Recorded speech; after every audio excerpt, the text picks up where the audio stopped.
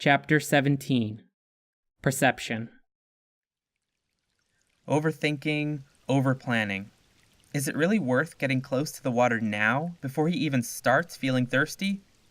Yes, Cam, it is. Get it over with now while the coast is clear. As if to excise his hesitation, Cam sighs sharply, once. Cam walks to the river, tiptoeing the last few yards. He cranes his neck to see into the water from as far away as possible. Once he's positive that there aren't any hounds nearby, that tentacles aren't going to shoot up from the river and suck him in, he approaches and tests the water. It's cool and clean. He takes several big gulps, forcing down much more than his body requests. Then he pulls the carrots from his pockets and rinses them in the river, scrubbing them with his hands. After turning out his pockets to remove dust and dirt, Cam stuffs the carrots back in, feeling their moisture blossom across his upper thighs.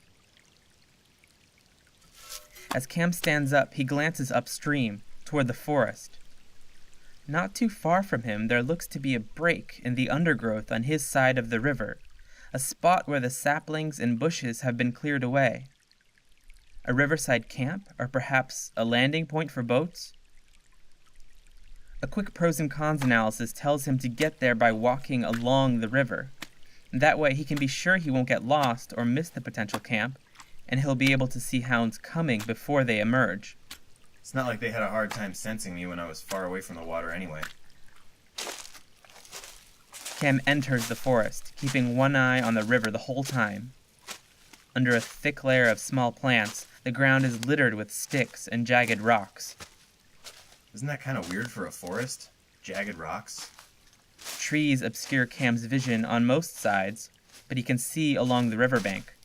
That camp or dock is close now, and Cam heads for it, scooping up some sticks and a pair of small rocks along the way. He bundles them with his weapons, holding everything in front of him, a kit for making a campfire. Better make it clear I come in peace, he figures. A few paces later, Cam spots a path running diagonal to his approach, ending at the river. He freezes. The path is coated in a brown, translucent ooze. For a moment, Cam wonders who or what poisoned this path, and whether they did it deliberately. But then the question changes. The poison is the path, as evidenced by the chunky layer of dead plants underneath the slime.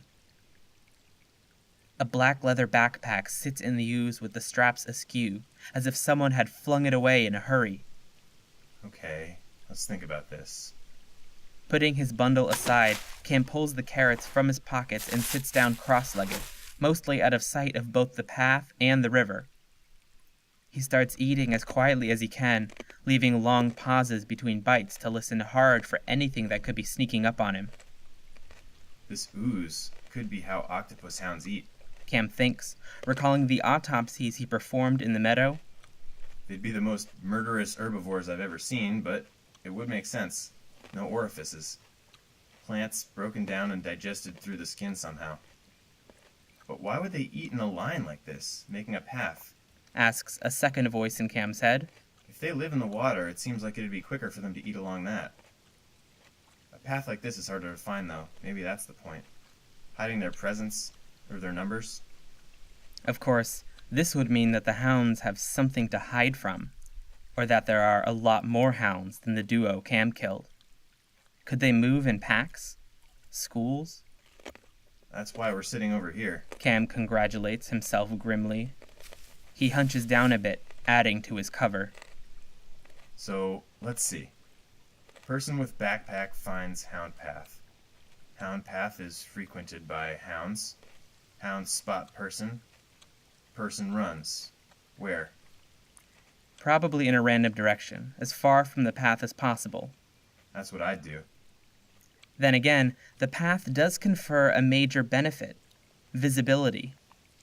Whereas Cam's eyesight is blocked by plants in most directions, it runs across the ooze unimpeded.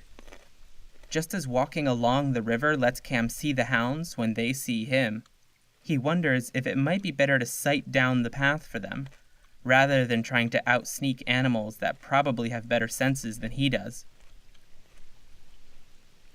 With the carrots gone and a decision made, Cam recovers his bundle and walks it over to the hound path.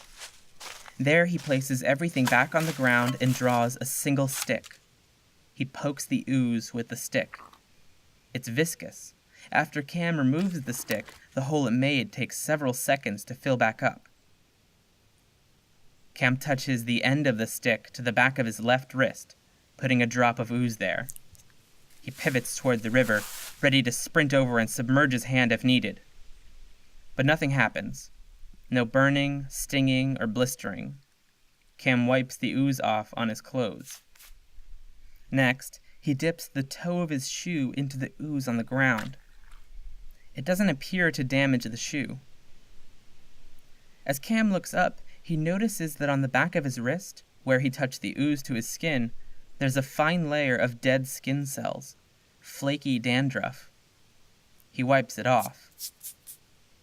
Let's not touch this stuff again. He thinks. Doesn't seem slippery enough to cause problems, but I should be careful anyway. After collecting his items again, Cam slowly crosses the path, keeping his feet as level as possible. Only the rubber soles of his shoes touch the goop. Once he makes it to the other side, Cam wipes his shoes on the ground as best he can, pulls the backpack over, and then he settles down next to it. He rubs it against the ground to get the ooze off. The backpack is light, probably empty, so Cam tries to preempt disappointment by reminding himself how useful this item will be. In Cam's normal life, bags are more ubiquitous than food and water.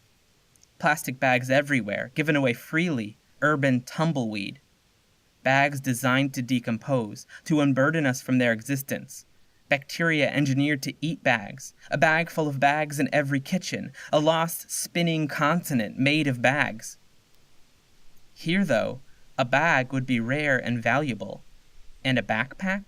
A sturdy leather backpack with straps and drawstrings, perfect for toting supplies? That could let Cam cheat death, in comfort and style. With this in mind, Cam opens the backpack.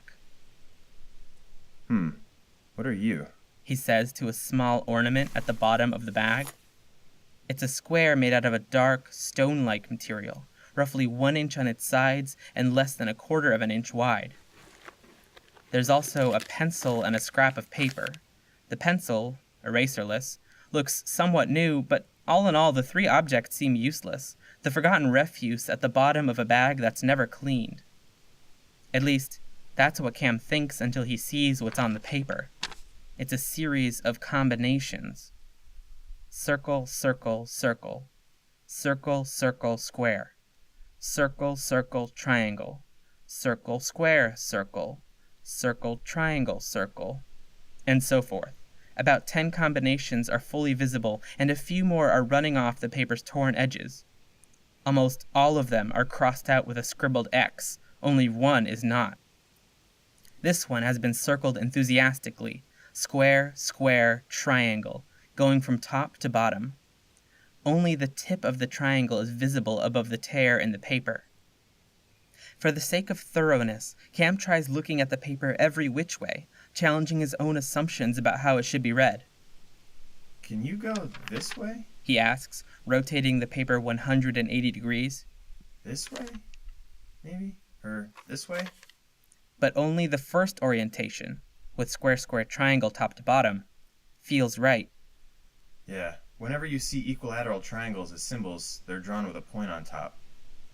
Plus, he rotates the paper to its original position, noting the systematic way the combinations are listed. Start with circles. Circle, circle, circle. Try every possibility in the number 3 slot. Circle, circle, square. Circle, circle, triangle. Then the number 2 slot. Then the number 1 slot. And so forth. That's how I'd brute force it.